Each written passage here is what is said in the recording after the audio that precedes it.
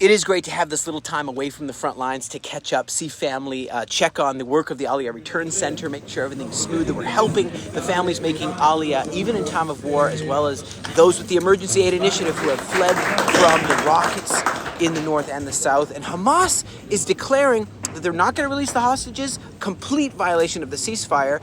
And Netanyahu says, be prepared. I was called up.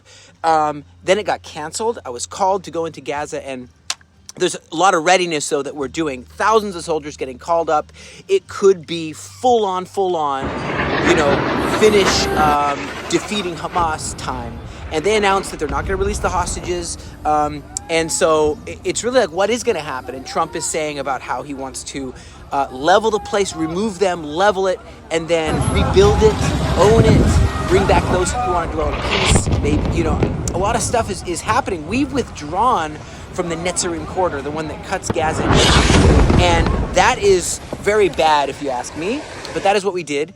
And our prime minister, he's consulting right now, what do we do? How do we proceed? Does this mean suddenly Lebanon is going to shoot us with the massive amount of rockets that the Hezbollah group that they still have? Sure, we put a huge dent, but we didn't defeat them either. So our defense minister, Israel Katz, condemned Hamas for halting the release of the hostages. And he says, you're violating the ceasefire. And they're trying to say that we're violating it. Come on, they just love to lie, don't they? And that is what terrorists do. You can't trust a terrorist. And so we're on the highest possible alert for full-on making sure October 7th doesn't happen again a year later, right? And so a source involving more than a year. The future's in the hands of God.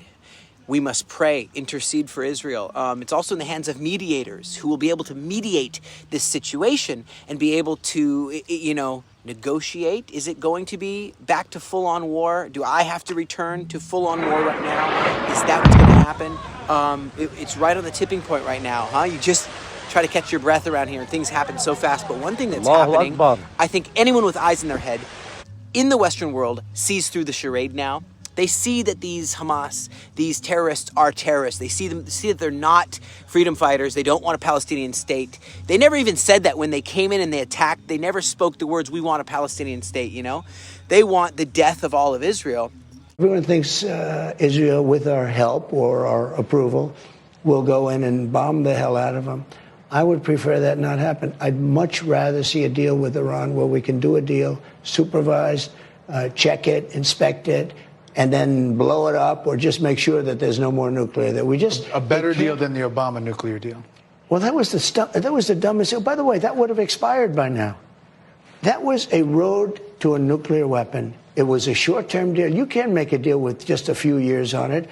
That deal would be expired by now. Think of it, and they would have a legal right to have a nuclear weapon. You cannot allow Iran. You can't allow them to have a nuclear weapon. But there's two ways of stopping them. With bombs or with a written piece of paper. And I'd much rather do a deal that's not going to hurt them. The defense is pretty much gone. Maybe they're trying to get new defense as we speak, meaning air defense. But their defense is largely gone. They've had some very bad moments. The whole thing with the pages was a disaster for them. Iran is very nervous. I think they're scared.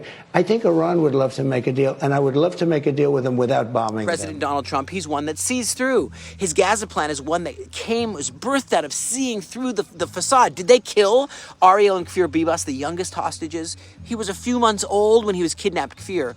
They just killed the oldest hostage right now. It's terror, it's murder. It's not martyr. And Trump talks about the nuclear issue, the head of the octopus with Iran. And he says they're very afraid. He says they're very afraid. He'd rather, he says, to have a deal with Iran, maybe where they take down the nuclear facilities in Fordow, in Arak, in Natanz, and in Isfahan. And so he'd rather they dismantle them and make sure that inspectors can come in there again. But he says, no, appeasing them, doing like Obama's nuclear deal, he said that's completely stupid is what he says. It would be impossible to just let them continue to trick us. The facade, the charade, the lies are people are seeing through it. You can only lie for a certain amount of time before people start seeing through these lies. And Iran is frightened. Their air defenses are gone. The issue of an explosion It was very devastating for them of what Israel was able to do. And I just think it's tragic that the 86-year-old Israeli who was kidnapped from his home, his name is Shlomo Mansour, the whole nation is mourning that he was kidnapped, 86 years old, in kibbutz Ceasefire. And during the Hamas attack, he was scheduled for release in the first stage because he's the oldest hostage.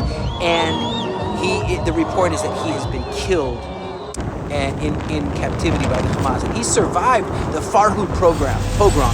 The Farhud pogrom was in Baghdad in 1941, which they tried to kill. They killed about 100 Jews, injured about 1,000 more Jewish people, and his family fled from this pogrom, and ran to Israel to have a freedom of faith and to be able to not be killed because he's a Jewish person, and helped establish the kibbutz and Kisufim there in the south.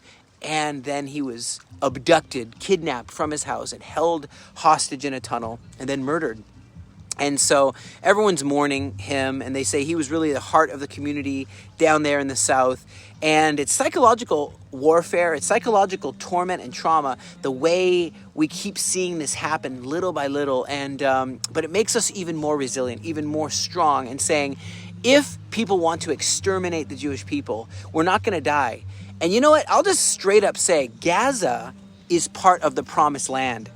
Leviticus chapter 25 says, the land shall not be sold forever, for the land is mine, and you are just strangers and sojourners with me. So we're told in 1 Kings chapter 11, verse 36, where God says, my servant David will have a lamp always before me in Jerusalem, the city that I have chosen for myself to put my name there. I've chosen and consecrated this house that my name should be there forever, and my eyes and my heart will be there perpetually, all the time.